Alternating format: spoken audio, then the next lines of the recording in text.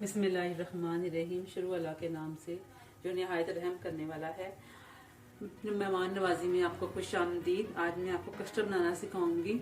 थोड़ी सी चीज़ों में आपको मज़ेदार कस्टर्ड बनाना सिखाऊंगी। ये मैंने स्प्रिंकल ली है जो उस पर हम लगाएंगे। ये मैंने केक लिया है, कप केक, इसको मैंने क्रश किया है। कैंडी बिस्किट है वो मैंने क्रश किए हैं, और ये चॉकलेट मैंने क्रश की है। ये नारियल है और ये क्रीम है। अब हम इसको बनाते हैं, कस्टर्ड को बनाते हैं। आपको दिखाती हूँ कैसे बनाते हैं। ये मैंने थोड़े से दूध में मैंने कस्टर्ड के 2 पैकेट डाले हैं। इसमें कोई गुठली वगैरह नहीं रहनी चाहिए। बॉईल किया था।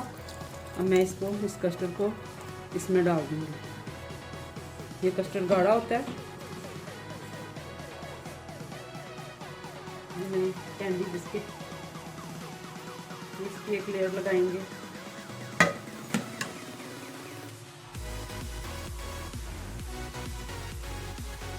ये जो मैंने केक लिए थे वो डालेंगे इसमें। कैंडी बिस्किट, चॉकलेट जो हमने क्रश की थी ये लगाएंगे। ये नारियल,